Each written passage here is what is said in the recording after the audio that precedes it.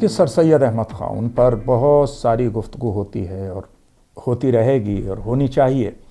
اور نہ صرف ہندوستان میں بلکہ پوری دنیا میں سر سید احمد خان کو خراج عقیدت پیش کیا جاتا ہے۔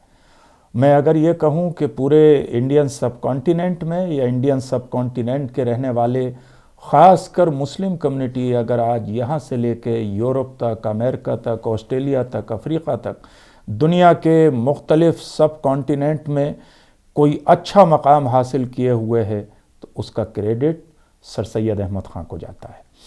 ظاہر ہے کہ جو انسان بھی جو ریفارمر ہوتا ہے، جو تبدیلی کا خواہاں ہوتا ہے، اسے بہت ساری مشکلات برداشت کرنی ہوتی ہیں۔ یہ مشکلات اپنے اپنے وقت میں پیر اور پیغمبروں کے راستے میں بھی آئی ہیں، یہ مشکلات اپنے اپنے وقت میں صوفی اور سنتوں کے راستے میں بھی آتی ہیں، یہ مشکلات اپنے اپنے وقت میں بڑے بڑے ریفارمرز اور بڑے بڑے لیڈرز کے سامنے آتی ہیں، کیونکہ کسی بھی کمیونٹی کو آگے بڑھانے کے لیے، کسی دیش کو آگے بڑھانے کے لیے، کسی قوم کا روشن مستقبل لکھنے کے لیے، کسی قوم کا فیوچر گولڈن بنانے کے لیے اور کسی قوم کو آگے بڑھانے کے لیے کچھ ایسے ہارڈ اینڈ سخت فیصلے کرنے پڑتے ہیں جو فیصلے وقتی طور پہ بھلے لوگوں کو ناگوار گزریں لیکن اس کمیونٹی کے لیے اور اس ملک کے لیے بہت ہی اچھے ثابت ہوتے ہیں۔ یہی کام سر سید احمد خان نے اپنے زمانے میں کیا تھا۔ دو کے لوگوں نے، مسلم کمیونٹی نے سر سید احمد خان کو قتل کرنے تک کی کوشش کی تھی۔ سر سید احمد خان کے خلاف اس وقت کے علماء نے 100 سے زیادہ فتوے دیے تھے، انہیں دین سے باہر کا راستہ دکھایا تھا، لیکن انہوں نے اپنے جنون میں سر سید احمد خان کے گلے میں چندہ مانگنے پر جوتوں کے ہار ڈال دیے گئے تھے، اور انہوں نے ان پرانے جوتوں کو جانے کے بعد بھی نیلام کر کے شکریہ کا ان ہار ڈالنے والوں کو خط لکھا تھا کہ آپ کے جو پیش کیے ہوئے جوتے تھے وہ اتنے پیسے میں بکے ہیں اور اس کو میں نے یونیورسٹی کے کام میں لگا دیا ہے۔ سر سید احمد خان نے جب لیٹرز بھیجے تھے لوگوں کو تو کچھ لیٹرز میں انہیں مٹی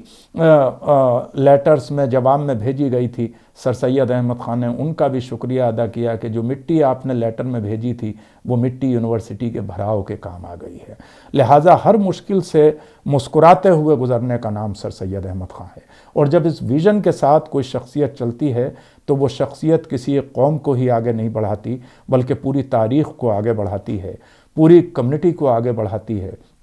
پورے دیش کو آگے بڑھاتی ہے، یہاں تک کہ پورے سب کانٹیننٹ کو آگے بڑھاتی ہے۔ اس لیے آج جو ٹرمینالوجی میکنگ انڈیا کی گورنمنٹ آف انڈیا نے شروع کی ہے اس میں ہمیں بہت زیادہ ریلیونس میکنگ آف انڈیا میں سر سید احمد خان کا کنٹریبیوشن نظر آتا ہے، جنہوں نے ایک ایسی یونیورسٹی کھڑی کی جس یونیورسٹی سے نہ جانے کتنے ایسے لوگ نکلے جو الگ الگ ملکوں کے ہیڈ آف دی اسٹیٹ ہوئے، کوئی کہیں کا پریسیڈنٹ بنا، کوئی کہیں کا پرائم منسٹر بنا، کوئی کہیں کا منسٹر بنا، اور یہاں پر بہت سارے لوگ minister, M P, M L A بنے۔ ان لوگوں نے بڑی بڑی یونیورسٹیز بنائی، یعنی جواہر لال نہرو یونیورسٹی کا ماڈل تیار کرنے والے بھی علی گڑھ مسلم یونیورسٹی کے ہی پڑھے ہوئے تھے، پروفیسر حبیب اور پروفیسر مونس رضا صاحب۔ اگر حکیم عبدالحمید صاحب نے جامعہ ہمدرد کا قیام کیا تو وہ بھی علی گڑھ یونیورسٹی کے وائس چانسلر بھی رہے تھے اور وہیں سے تعلیم یافتہ تھے۔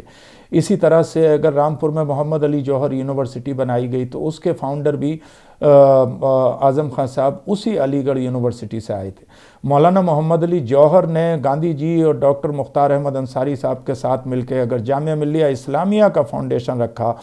اور ڈاکٹر ذاکر حسین صاحب نے، تو وہ لوگ بھی علی گڑھ مسلم یونیورسٹی سے ہی تعلیم حاصل کرنے کے لیے آئے تھے اور اسی مومنٹ سے انسپائرڈ تھے۔ تو علی گڑھ یونیورسٹی اپنے آپ میں صرف ایک انسٹیٹیوشن، ایک ادارہ ہی نہیں تھی بلکہ ایک چھوٹا سا خواب، جو ایک خواب دیکھا تھا سر سید احمد خان نے، ان کا خواب ڈے بائی ڈے اتنا بڑا ہو گیا۔ پہلے انہوں نے ایک کالج کی بنیاد رکھی اور پھر وہ کالج یونیورسٹی میں تبدیل ہو گیا، اور ریزیڈینشیل اتنی بڑی یونیورسٹی ہے آج بھی۔ لہٰذا جب تک علی گڑھ مسلم یونیورسٹی رہے گی اور جب تک مسلم یونیورسٹی کے پروڈکٹس دیش اور ودیش میں دنیا کے مختلف حصوں میں رہیں گے، وہ میکنگ انڈیا کا کام کرتے رہیں گے، اور سر سید احمد خان کا میکنگ انڈیا کا خواب اپنے دیش کو آگے بڑھانے کا اور اپنے سماج کو آگے بڑھانے کا شرمندہ تعبیر ہوتا رہے گا۔ اس لیے ہم سیلوٹ کرتے، ان کو بھی بہت مخالفتوں کا سامنا کرنا پڑا تھا، کسی نے ان کو انگریزوں کا ایجنٹ کہا تھا، کسی نے انہیں کچھ کہا تھا، کسی نے کچھ کہا تھا، لیکن انہوں نے اپنی وہی روش رکھی کہ جب ہاتھی کسی بستی سے گزرتا ہے اس پر کتے بھی بھونکتے ہیں لیکن ہاتھی ان پر کان نہیں دھرتا بلکہ ہاتھی چلا جاتا ہے۔ وہ خاموشی کے ساتھ اپنے مشن کی طرف آگے بڑھے تو آج دنیا انہیں خراج عقیدت پیش کر رہی ہے۔ آج بھی اگر لوگ کسی بڑے مشن کے ساتھ آگے بڑھنا چاہتے ہیں، اگر ریفارم لانا چاہتے ہیں، اگر سماج میں تبدیلی لانا چاہتے ہیں، اگر اپنے دیش اور اپنے سماج کو آگے بڑھانا چاہتے ہیں تو ان کے لیے سر سید احمد خان کا ویژن، سر سید احمد خان کا مشن، سر سید احمد خان کی تحریک ان کے لیے رول ماڈل ہو سکتی ہے۔